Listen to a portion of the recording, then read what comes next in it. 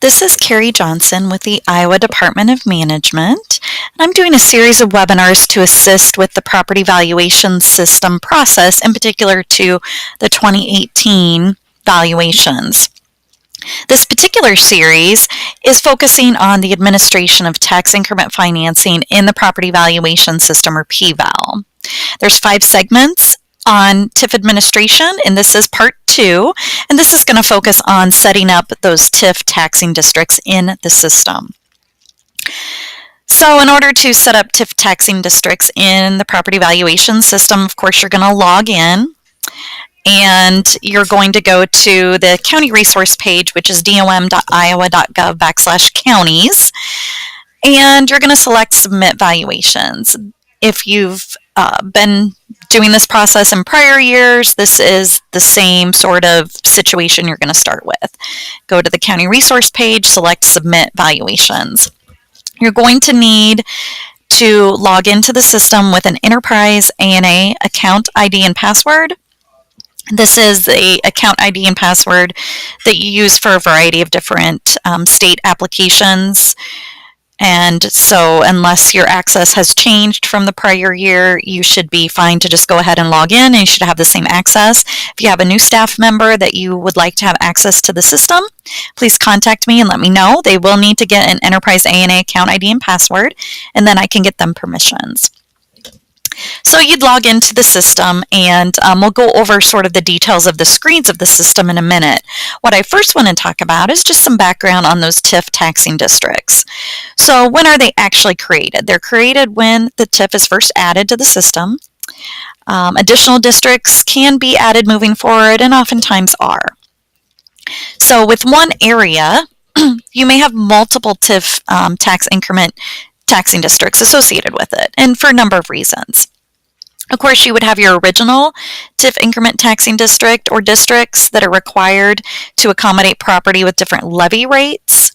So for instance, if you have a TIF area that encompasses regular city taxing districts, but also city ag, which has a different tax rate, then you'd have to have multiple taxing districts, TIF taxing districts to accommodate those. You'd have additional increment taxing districts for each year that the area was amended. A property was added into the area. You'd have different taxing districts.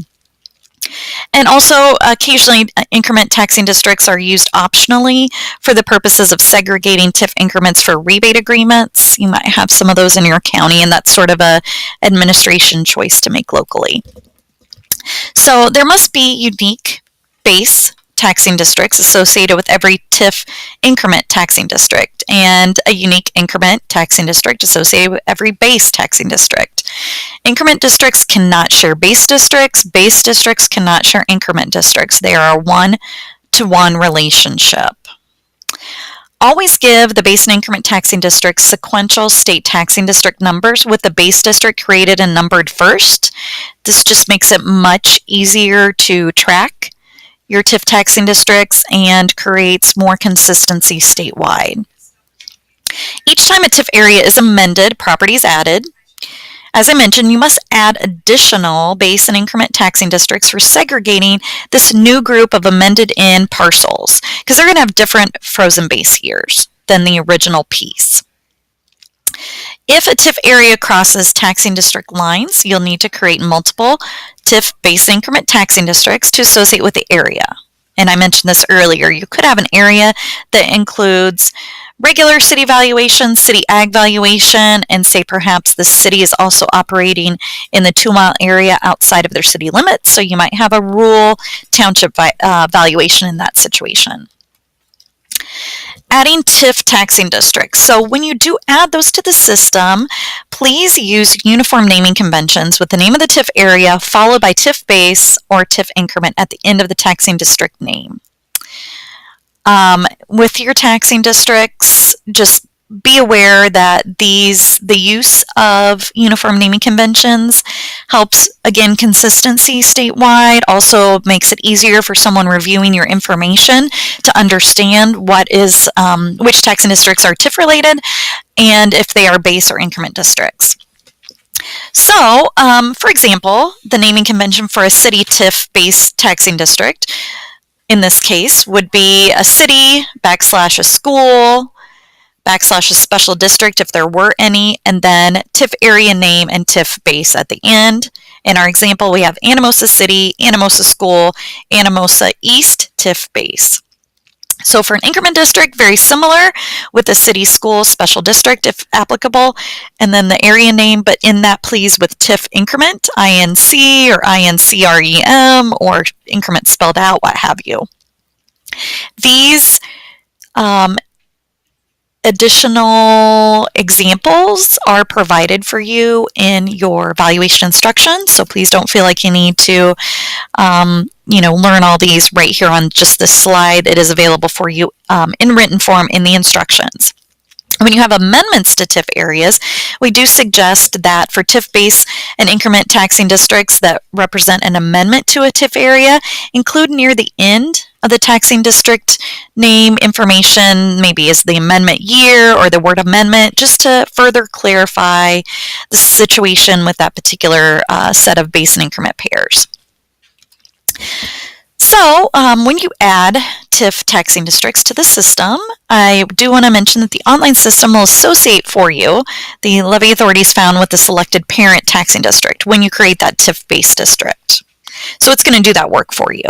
When the TIF increment district is created, the system will associate those base district levy authorities that are authorized to levy for debt service, because that's the only levy authority rates that could be applied directly to the increment district. Okay, so just be aware that that's the situation with those creation of new taxing districts that are TIF related. The system's going to do some of that work for you, but you do need to come into the system with certain pieces of information ready. So let's walk through an example of creating a TIF base and increment pair. When you log into the system, you will see an option on the left-hand side for tax districts. And it's going to populate, of course, all the different tax districts within your county. But what you want to do is go over to the right-hand side and select Add Tax District. So it's going to provide you with a variety of different steps. You can sort of see the information here. When there's a new tax district, you're going to go through a variety of different steps to work through the process. You can cancel at any time if you need to start over and, just clear it all out and start from scratch if you need to, if you have some trouble or make a mistake throughout the process. And the system, as I mentioned, is going to do some of the work of associating levy authorities for you. So when you're ready, you do next. So you're going to first enter your basic information, which is essentially the number, the name, and the property type. So the system will populate for you the next available tax district number. And as you may be aware, and I've mentioned when I talk to folks generally, the system is going to allow for both 6- and 5-digit numbers. We do suggest that you use the sequential numbers as provided in the system. It's going to populate for you the next available number, so go ahead and use that number. The tax district name will need to be typed in, and you should do it, again, in accordance with those uniform naming conventions. In this case, it's a base district, and we're going to end it with TIF base. And then this is a property type urban, so it's a TIF that's in a city. So city information, if this were a city ag or a city exempt situation, you would click one of those options. In this case, it's not, so we're going to just do next. And TIF information, this is where you'd select TIF related, yes or no. It's a TIF base, so yes, it is TIF related, and you do next.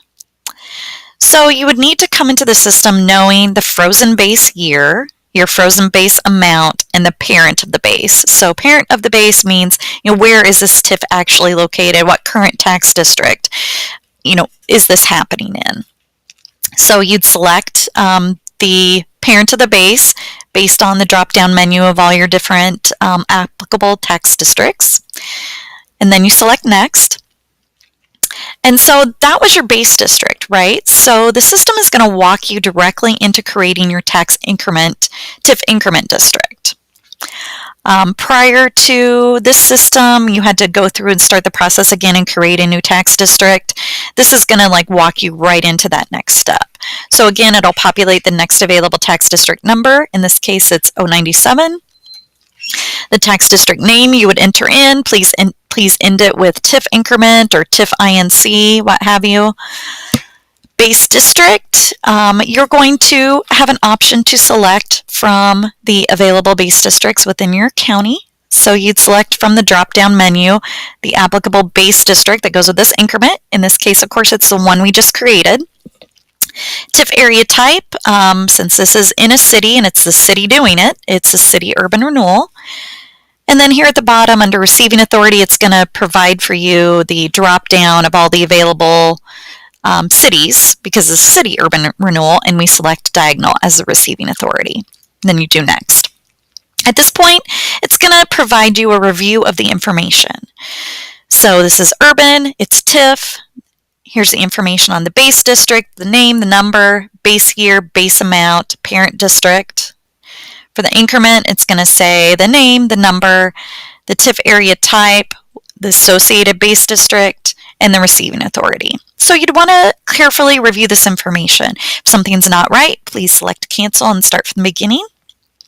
If everything looks good, you do create, and then that tax district base and increment pair is created for you.